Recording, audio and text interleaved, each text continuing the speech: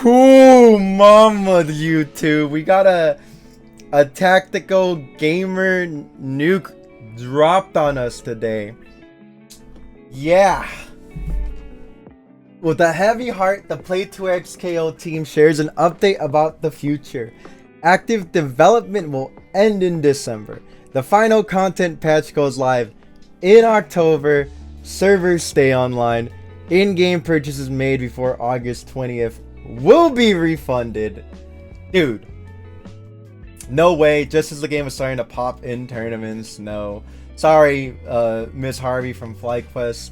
Just because it did well competitively at the competitive level does not mean that attributes to sales, which is all Riot cares about. I enjoyed the game. I thought it was sick. It has Yasuo. 2XKO themselves go to say, though active development is ending, the 2XKO team is still here through the end of 2026. Our goal now is to do right by the players that have invested in us.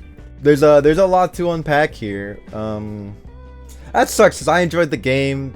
Their version of Dante will be in the game. That means she's in the game in October. That means Lux and Samira are being dropped like a month apart from each other. It's weird that I lived through a time where two games that I really enjoyed get cannibalized by another game I really enjoyed. It doesn't happen often, but it's weird that it's happened twice. But the reason MVCI and 2XKO are in this situation is because of the way they were handled. MVCI looked like dog water and didn't have any content. 2XKO's marketing for the game was terrible and didn't have much content in the game. Like, I get it's a live service game, but it's a fighting game. You have to go through multiple hurdles to get through, you know? Like, Tokon has some stuff. Tokon has, story mode. Tokon has, like, the 100-man fight or whatever, where you have to take on 100 dudes by yourself. That little battle royale. Like, yeah, it has its own problems, right? The matchmaking, the PC issues, all that stuff. But there's content at the end of the day, you know? And it being a free game was not strong enough to carry it because there's no content. Like, if the current version of the game that we have dropped at launch, it would have done way better. But they had 10 years of development time, and they reset the game probably midway through, so let's be lenient. And so how long would it take me to beat 100 dudes? I could do that shit in less than 40 minutes, bro. Look at me.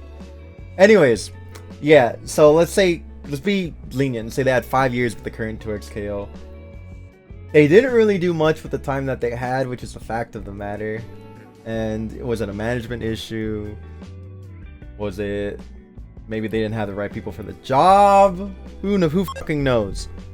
Okay, so we need to talk about this for a second because we have like the date here. Okay, just adding this somewhere in the video.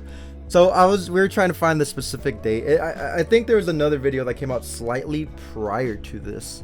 But November 20th, 2021 is the little, you know, what would you call this? I guess like an episode for their online docu-series for the game, showcasing that it's 2v2. Something that came out prior to this, I'm sure, probably by not much time, maybe a week or two.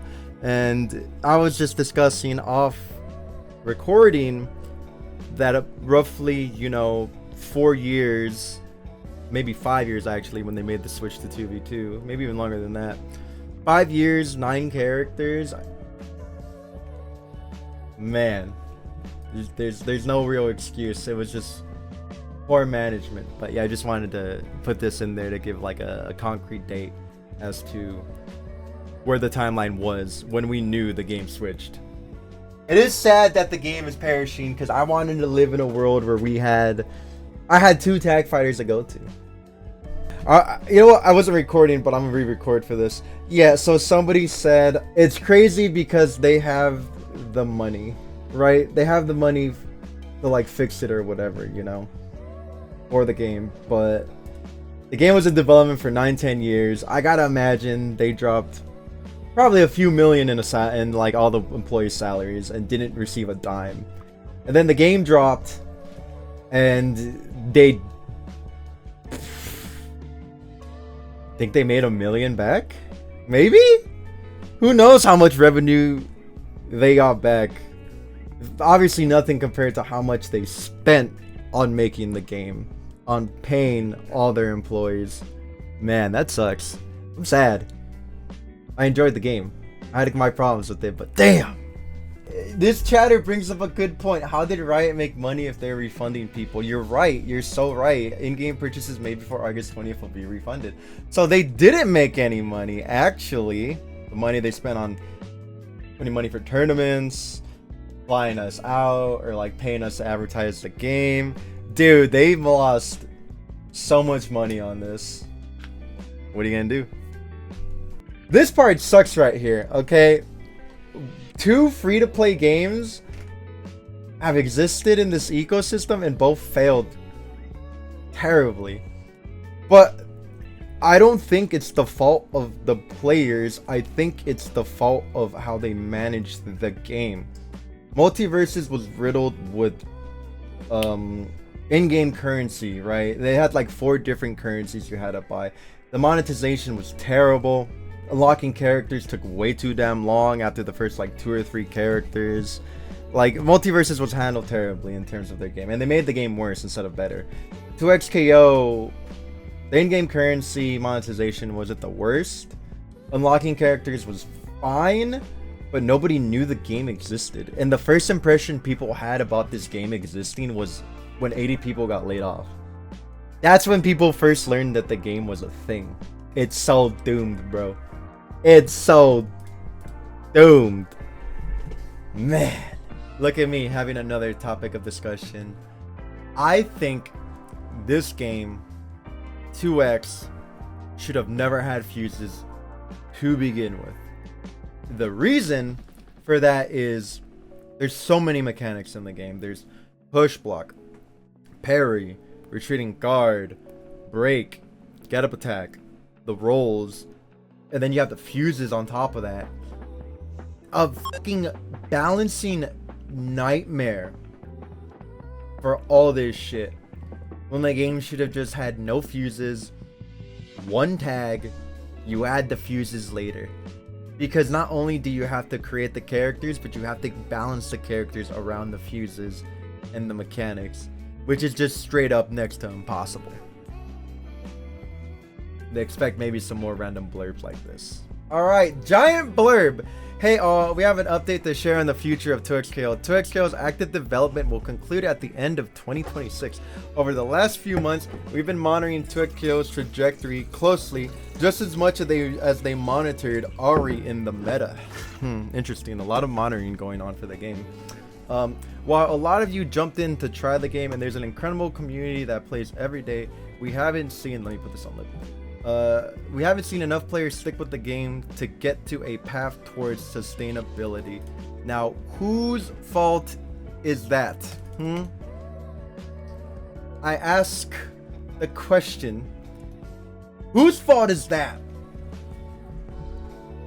You can decide amongst yourselves. Servers will remain on beyond 2026, and 2XKO will be playable on all platforms through the rest of 2026. Okay. We'll be introducing content feature improvements and 2 champions, Lux and Samira, with the intent to deliver our final bug fix patch in December of this year. After that, servers will remain on to support online play. Offline play is unaffected. We'll give advance notice if any of that changes. We're unlocking all champs. We're also bundling most cosmetic items and refunding all money spent in 2X on or before August 20th. Any content owned is yours to keep. Avatar and player profile items will be unlocked for credits. This will happen in patch 1.3.1 next month. More info on this below. Our goal now is to do right by the players who have invested in us so far and want to continue playing 2XKO, as well as the rioters who have poured everything into delivering on this stream. The rest of this post goes into detail on how we got here, what's changing, and what's still to come. Nothing is to come, but we move. What was Riot's goal with 2XKO? Nothing! Because it's called 2XKO. Our dream was to build the game that the fighting game community would love to play with their friends. We wanted to be respectful of the incredible games that came before ours and bring Riot's take on live service to a new set of hungry players. Our approach was to tackle some of the issues that we knew the FGC struggled with by building more reliable netcode, making the ranked grind less lonely, committing to more frequent game matches, and more. While the genre progressed significantly in the last 10 or so years, we believe 2X delivered on many of these promises. Debatable. On the business side, we hope that by making the game free, we could make the genre more accessible and discoverable to new players, and that they could fall in love with fighting games in the same way we did. Ideally, this would have happened over time, starting by earning the trust of lots of core fighting game players and growing into a large player base when more features and content came online. We also went into this project knowing from the start that free-to-play comes with a minimum player requirement to support these ambitions. This is an insane statement to say because the marketing was just non-existent. This is an absurd statement to say. People only knew the game existed after the layoffs, which was a terrible first impression. And even then, people didn't know the game existed. Alright, moving on. Early on, we saw pockets of the FGC fully embrace 2X scale, and we got proof that this approach was working at a small scale. That's not good enough. Players pushed the game to its limits in high-level play and brought their non-fighting game friends to play with them. Duels became a great way to mash buttons together. Tournament organizers added the game to their weekly lineups, and players told us they just wanted more champs, events, features. While this is exactly what we wanted to see, it just wasn't happening enough. Even within the genre, die-hard tag fighter players love 2X, but most other fighting game players struggled to find reasons to stick with the game. You had like 10 mechanics in the game, bro. That shit was hard. And fuses? I will die on the hill that fuses should have been in the game at the start, and there should have been less mechanics. Why end active development? We evaluated the game's overall performance, not just revenue, but retention, new players, and engagement through 2026. We saw positive player reactions to the releases of Akali, Sun, and Thresh, The Climb, and some amazing competitive events throughout the year. Even in these highlight moments, however, we saw no meaningful sustained change in 2X KO's trajectory, only a friction of what it would take to trend towards sustainability. Over time, it became clear it would be impossible for us to continue actively developing the game as we are today. Let's rock, baby. In recent months, the team has continued to take both swings while fully aware of 2X KO's challenges. But to attempt another year hoping for a way forward, would have been an irresponsible choice for players and the dev team. To be super clear, we would have continued active development if we saw any viable future, but 2X KO costs us substantially more to operate than it brings in, and engagement has stayed relatively fat despite our larger updates. So when we looked at all the options, reducing team size, adjusting our patch schedules, changing our business model, we concluded that finishing the rest of our work in progress content and sunsetting active development was the best route forward for players and rioters. What's next? As we mentioned above, we want to do right by the players who want to continue playing 2X and deeply respect the love put into the game and the scene up to now. 2X KO remains online and playable. We aren't going anywhere yet. We've still got more content to show you through the end of this year, and we are truly grateful to everyone who has been a part of 2XKO's journey so far. Here's a quick look at the patches for the rest of 2026. For the rest of 2026, we'll continue finishing up our work in progress content, fixing bugs and making balance changes to get 2XKO into a state where we'll be able to make a final bug fix pass in December. Hopefully it doesn't introduce more bugs. Okay, August 20th today, we're disabling KO points purchases. In preparation for the upcoming 2XKO Ultimate Bundle and in-game refunds, we're disabling the ability to purchase KO points. Physical prepaid cards will no longer be usable in 2X. Cards will still work for currencies and Riot's other games. Remaining KO points can be spent in the rotating store before patch 1.3.1. We'll begin the process of refunding all purchases made prior to August 20th. For PC players, all KO points and 2XKO Starter Edition purchases made prior to August 20th will be refunded to the payment method used to purchase them. We plan to have most refunds distributed in the next 2 weeks and hope to finish with all PC refunds by the 26th of November.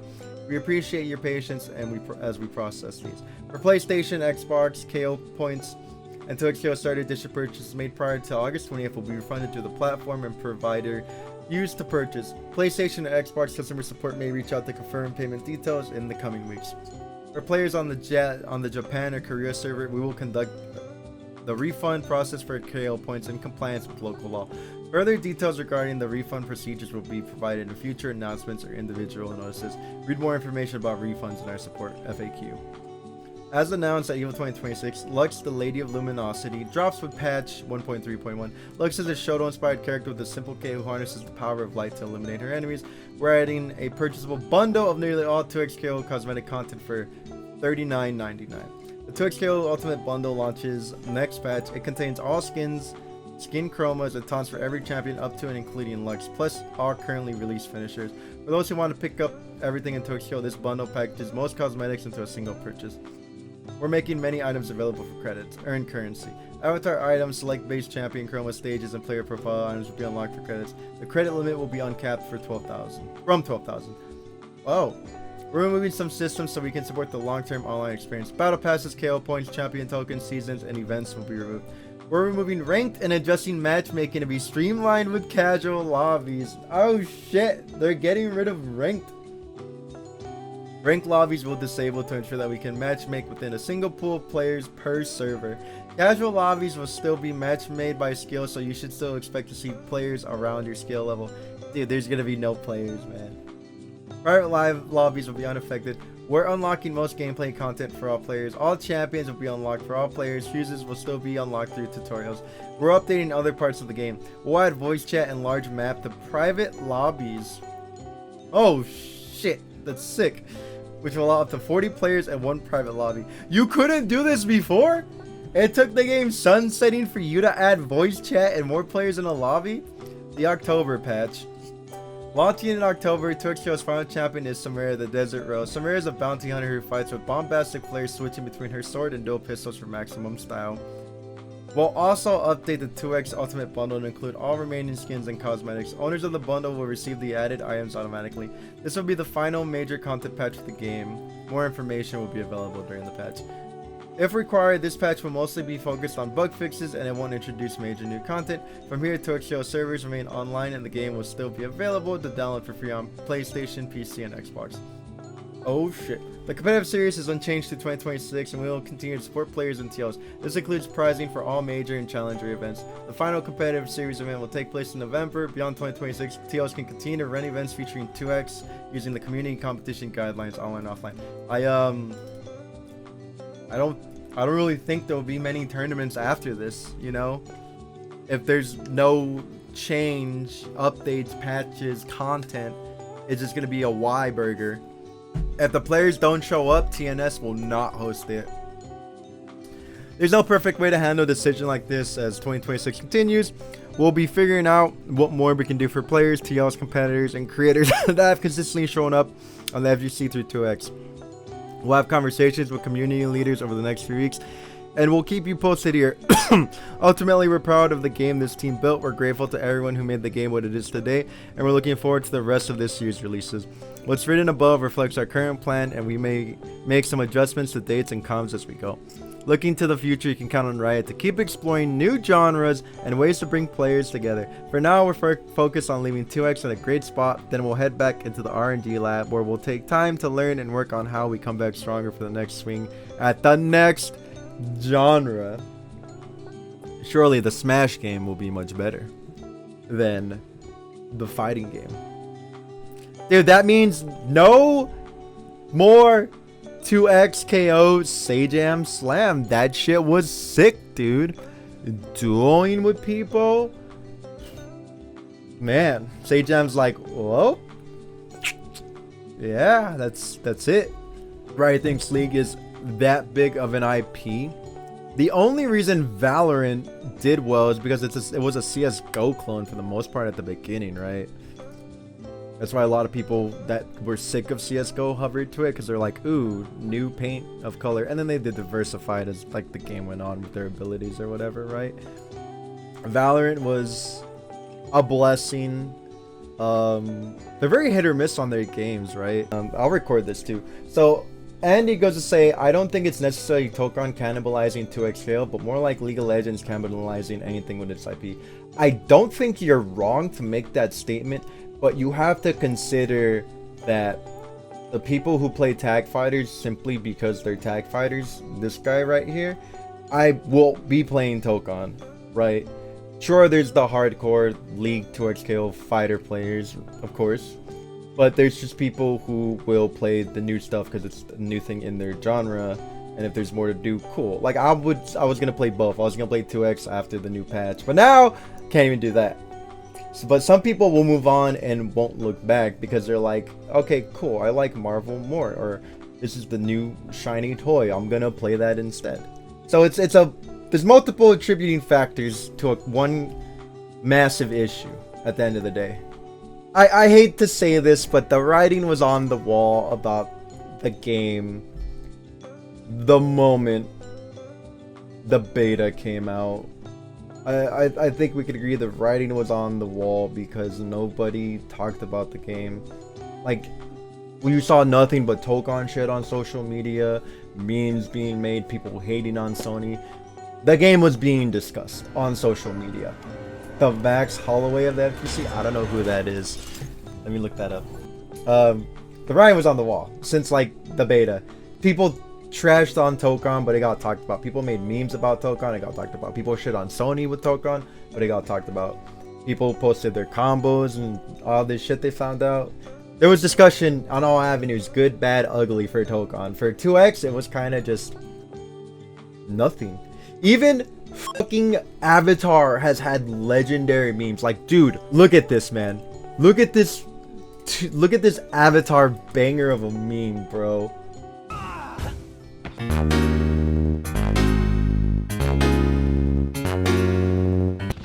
And then he gets grabbed? Did you block it, Twin? In some capacity, these games have been brought into the mainstream by force. Okay? Good, bad, or ugly. 42k likes. 1.5 million views. There's so many memes coming out of Avatar, right? Through that, it's gotten recognition. This game has a world tour by Paramount, I think, which is insane. Oh, Ujin's right. This game's netcode was insane, bro. We could play that shit from West Coast to France. Oh. Yeah, you're right. Dono saying they called the game. Do you know why they called the game 2XKO? I'm looking at you with a straight face, eye to eye. It's called 2XKO for search engine optimization. How do you have search engine optimization if your game is not searched in your engine? I need to know. If your game isn't being searched, what does it matter?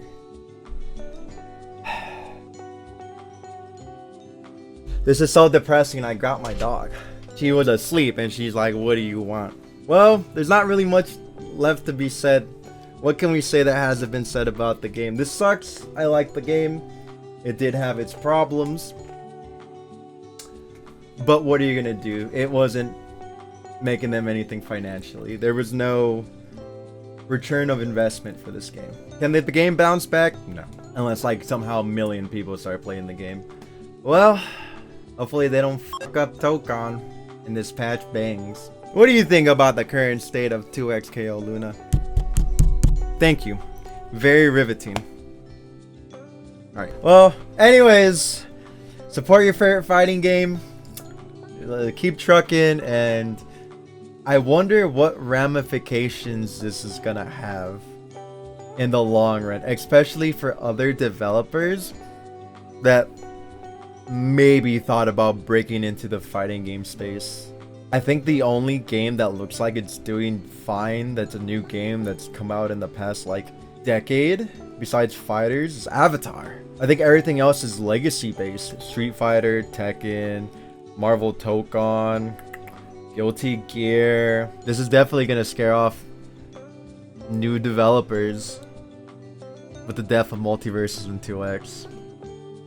Hopefully they're not afraid. Hopefully they'll be like, hey, we'll make a fighting game, right? Who knows who's gonna come in and try to like apply their own strategy to it. But let what happened to multiverses in 2XKO be warnings to those that are gonna try to attempt this. Because fighting games are hard, man, to appeal to a broad audience.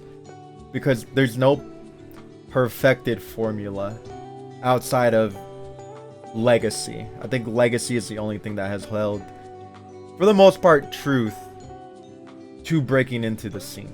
But that's it for me. It's a sad day. We're losing the game with the greatest fighting game netcode ever. That's one of the sadder things about it. And it's my homies, you know, having to probably find a new job. But tell me what you think about the game. Tell me how you think about the blunder of the marketing and people acknowledging the game's existence and just the cadence of what they try to do. Thanks for watching, and this is a depressing bye.